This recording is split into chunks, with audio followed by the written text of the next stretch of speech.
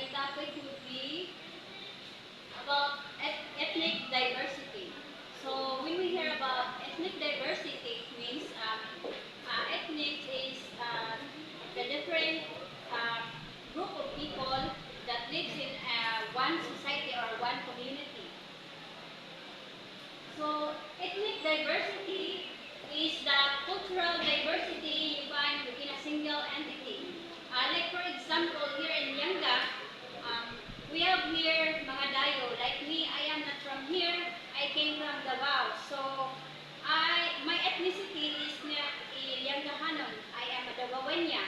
So because I'm here in Yanga, so I am diversely living here in the community of Yanga. So, iba ang community ko, iba ang ethnicity ko compared sa mga Yangahanons, Kamayos, mga Taga-Agusan. So, ethnicity is the cultural agent that includes beliefs, nationality, language, or ancestry that give a person a distinct sense of belongingness amongst group. Here, since naninyo ko taga-Banas, his beliefs, like for example, iba sa ako because I'm a pure Catholic, Roman Catholic. So, in that community, magkaiba nga mong beliefs. So, there is kanang dili magkayusa na barrier. So, murag dili kayo gud ang amo ang belongingness. I don't feel I belong to the community where I am living recently.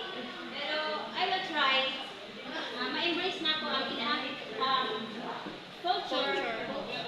Kung beliefs nila na, pero nag-respeto buhat ko sa ila. I'm just hoping na sila po respeto ko sa ako ang beliefs like sa religion. Nationality, language, or ancestry. I think here in Yanga, there are also people who are foreign from here. So there are foreigners living here.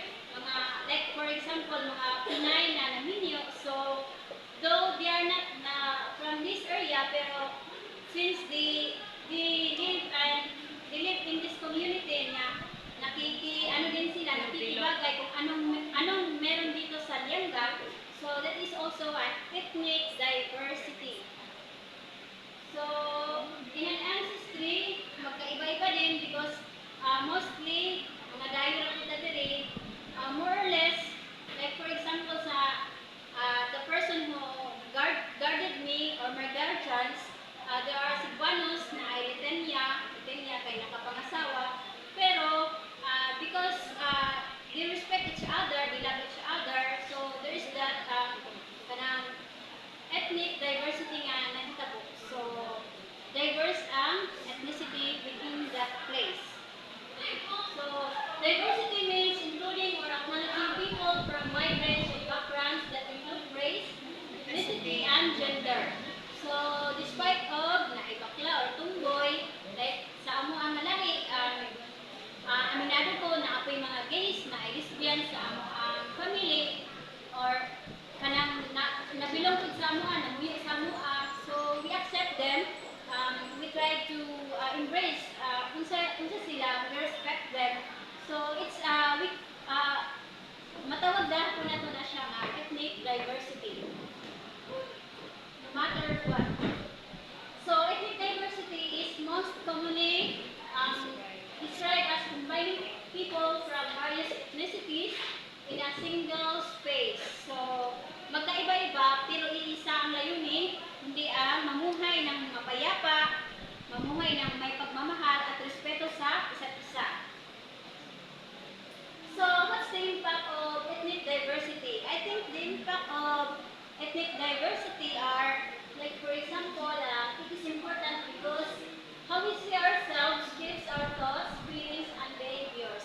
Like for example, me, I was shaped as kanang lahi-lahi nga family because I don't have the parents that I grew up.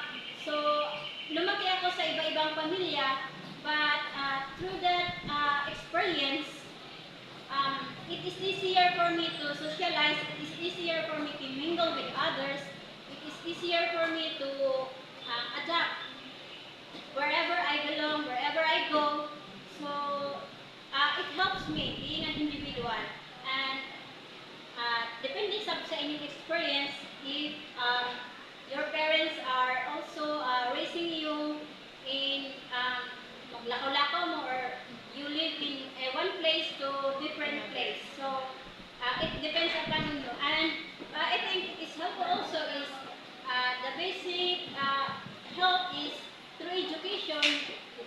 don't have that experience like I had experience, so through education, the impact of ethnic diversity magiging positibo kasi mamumulat tayo kung paano natin tanggapin kung sino sila, anong meron sila, paano natin sila respetuhin. So, yun lang